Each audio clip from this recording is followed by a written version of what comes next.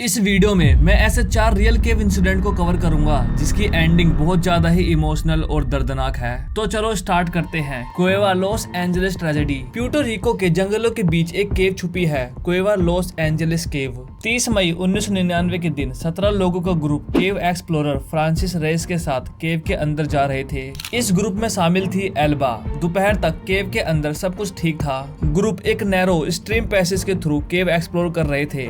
सबको लग रहा था कि ये एक मजेदार केव एक्सप्लोरिंग है, लेकिन केव के अंधेरों में एक खौफनाक साया चल पड़ा। केव एक्सप्लोरर रेस ने देखा केव के अंदर अचानक पानी का फ्लो बढ़ने लगा है। रेस ने तुरंत डिसीजन लिया, ग्रुप को वापस ले जाओ, लेकिन अब तक केव का नरम बहाव एक तूफान नदी में बदल चुका था। केव के अंदर पैनिक बढ़ने लगी। रेस ने सबको खड़ी और स्लिपरी रॉक पर चढ़ने को कहा, जहां ऊपर एक सूखा रास्ता था। रेस और एल्बा सबसे पीछे रह गए थे। सभी लोग एक एक करके ऊपर चढ़ रहे थे, लेकिन तभी एल्बा का पैर फिसला और वो पानी में गिर गई। पानी का बहाव तुरंत उसको अपने साथ ले गया। बेहोश होने तक उसका सिर एक चट्टान से टकराया। रेस ने बिना एक सेकंड सोचे खुद को उस पानी में डाल दिया। उसने एक हाथ से चट्टान पकड़ा और दूसरे हाथ से एल्बा और अपनी पूरी जान लगा दी। कई मिनटों की स्ट्रगल के बाद वो उसे खींचकर स्लोप के पास ले आया। रेस की हालत इतनी खराब हो गई थी कि उसका पैर हिल भी नहीं रहा था, पर उसने हिम्मत नहीं हारी। अपनी आखिरी सांस तक उसने एल्बा को ऊपर पुश किया। ग्रुप के लोग उसे खींचकर सेफ जोन में ले गए। रेस भी केवल एक स्टेप दूर था, लेकिन तभी केव के अंदर एक बहुत बड़ी वेव आई और उसका बैलेंस टूट गया। एल्बा अब होश में थी। उसने रेस के हाथ को पकड़ने की कोशिश की। कुछ पल के लिए दोनों के हाथ मिले, लेकिन बहाव इतना ज्यादा था कि फ्रांसिस रेस को वो अपने साथ केव के अंधेरों में ले गया। ग्रुप को एक और ड्राई चैम्बर में ले जाया गया। लोग शौक में थे। एल्बा एक कोने में बैठी रो रही थी।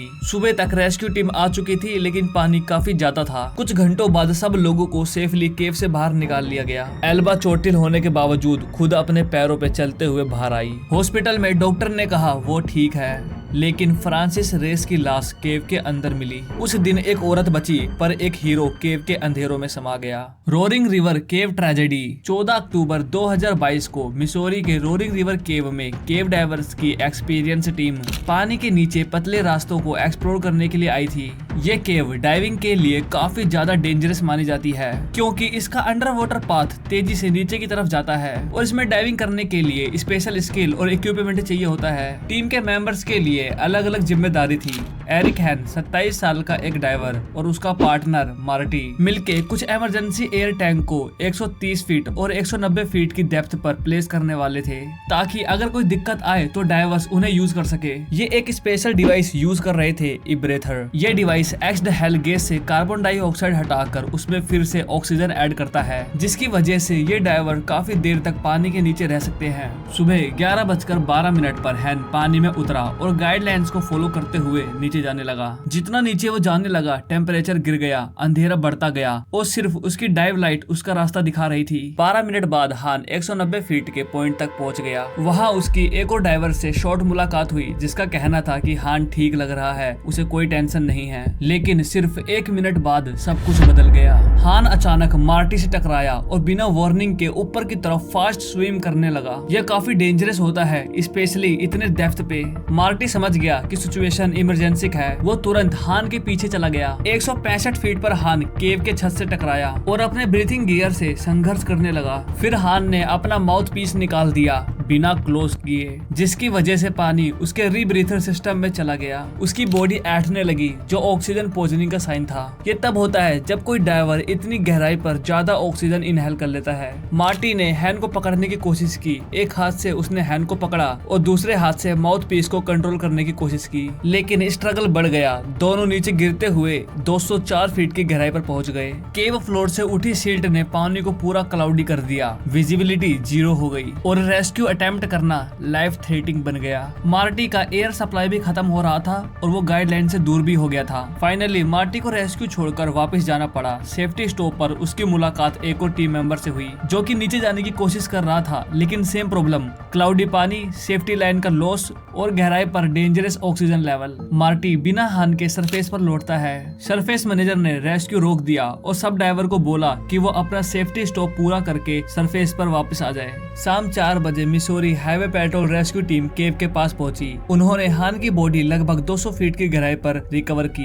एक्सपर्ट के मुताबिक हान ने अपने ब्रीथिंग गैस का कैलकुलेशन गलत किया था। उसके गैस मिक्स में हीलियम की कमी थी, जो कि इस गहराई में 0 होती है, और इसी वजह से वो नाइट्रोजन नार्कोसिस का शिकार हो गया और केव के अंदर उसकी डेथ हो गई। Manchester whole tragedy. नवंबर 2005 में 14 साल का जोसेफ लिस्टर अपने 10 क्लासमेट के साथ, इंक्लूडिंग उसका दोस्त एमी, एक मैथ टीचर और एक 17 साल का वॉलंटियर केवर, जो केव को अच्छी तरह से जानता था, नॉर्थ यॉर्कशायर इंग्लैंड के नीदरडेल केव को एक्सप्लोर करने के लिए निकले। ये केव सिस्टम अपने अलग अलग एंट्रेंस के लिए मशहूर है। ग्रुप ने एंट्री ली मैनचेस्टर होल के थ्रू। एक छोटी सी ओपनिंग जो जमीन में होती है, लेकिन अंदर जाते ही एक मैसिव केव में खुल जाती है। जैसे वो लोग अंदर गए, उन्होंने एक बड़े चैम्बर में कदम रखा, साइज में लगभग एक फुटबॉल ग्राउंड जितना। नीचे कुछ इंच पानी था और छत 50 फीट ऊपर। चैम्बर क्रॉस करने के बाद ग्रुप एक टनल में एंटर किया और एक मडी पाथ से उतरकर दूसरी और छोटे चैम्बर में पहुंच गए। अभी भी सारे 11 लोग साथ में थे और पानी स्थिर था, लेकिन टनल और भी ज्यादा पतला हो गया। अब उन्हें अपने हाथों और घुटनों के बल रेंग कर 40 फीट तक खिसकना पड़ा। एक ट्विस्टेड रास्ते से गुजरते हुए नीचे पहुंचकर उनका सामना एक गंदे पानी से हुआ, जिसने उनके कपड़ों को गीला कर दिया। लेकिन आगे एक छोटी सी चैम्बर थी जहाँ वो फिर से खड़े हो सके। मैथ टीचर सबसे लास्ट में आए और जैसे ही वो छोटी सी चैम्बर में आए, गाइड का चेहरा टेंशन भरा हो गया। पानी का लेवल अनयूजुअली हाई था, ऐसा उसने कभी भी नहीं देखा था। बाहर ठंड और हवा थी, लेकिन बारिश होने की कोई संभावना नहीं थी। सब लोग फ्रीजिंग वाटर में खड़े थे, उनके बूट्स पानी से भर चुके थे और मूव करने की कोई जगह नहीं थी। सिचुएशन और खराब हो गई जब पानी धीरे धीरे बढ़ने लगा। कुछ स्टूडेंट के घुटनों से ऊपर तक आ गया। गाइड समझ गया कुछ न कुछ तो गलत हो रहा है। फ्लडिंग का रीजन तो क्लियर नहीं था, लेकिन एस्केप करना बहुत जरूरी था। सभी लोगों ने डिसाइड किया कि हमें वापस जाना होगा। मैथ टीचर सबसे पहले टनल में वापस गए। उनके पीछे स्टूडेंट एक एक करके पतले रास्ते से पहले वाले चैम्बर की तरफ जाने लगे। लेकिन एक पॉइंट पर जब टीचर और स्टूडेंट टनल में थे, एकदम से ठंडे पानी का जोर का बहाव आया और चैम्बर फ्लड हो गया। गाइड, एमी और जोसेफ अभी चैम्बर में ही थे। उन्होंने टनल में जाने की बजाय चैम्बर में वापस आकर सांस लेने की कोशिश की, लेकिन पानी लगातार बढ़ता गया। वो तीनों करीब करीब डूब चुके थे, लेकिन एक गहरी सांस लेकर वो टनल में दोबारा घुस गए। इस बार टनल थोड़ा क्लियर था और वो तीनों आगे बढ़ने लगे। गाइड सबसे आगे था, उसके पीछे एमी और जोसेफ। जब वो पहले चैम्बर तक पहुंचे, गाइड ने एमी को बाहर धक्का देकर सेव किया, लेकिन जोसेफ कभी बाहर नहीं निकल पाया। पानी तब तक चैम्बर में भी चढ़ चुका था। गाइड्स वापस जाकर जोसेफ को बचाना चाहता था, लेकिन मैथ टीचर ने मना कर दिया। उन्होंने बोला पहले बचे हुए 10 स्टूडेंट को सेफली बाहर ले जाना चाहिए। दुख के साथ कहना पड़ रहा है, जोसेफ उस टनल में ही डूब के मर गया। इंसिडेंट के बाद ग्रुप सरफेस तक पहुंचकर इमरजेंसी रेस्क्यू टीम को इन्फॉर्म कर दिया। जब वो लोग बाहर आए तो आसमान नीला था, हवा तेज चल रही थी, लेकिन बारिश का एक बूंद भी नहीं था। बाद में पता चला कि near by scar house reserve से तेज हवा ने पानी को बाहर निकाल दिया। हेजरोन गैलन पानी रिवर में चला गया, जिसका लेवल 1 घंटे में 4 फीट तक बढ़ गया और यही पानी डायरेक्टली केव में घुसता जा रहा था। नॉर्मली पानी धीरे धीरे सिप होता है, लेकिन उस दिन वॉल्यूम इतना ज्यादा था कि केव सिस्टम सह नहीं पाया और सिर्फ कुछ मिनटों में ही पूरा केव पानी से भर गया। केव रेस्क्यूअर 20 मिनट में केव के पास पहुंच गए, लेकिन तब तक पानी घंटों तक नीचे जा चुका था। जोसेफ की बॉडी उन्होंने पतले टनल में फाउंड किया, फाइनल चैम्बर से थोड़ा पहले। विकी वाची स्प्रिंग ट्रेजेडी।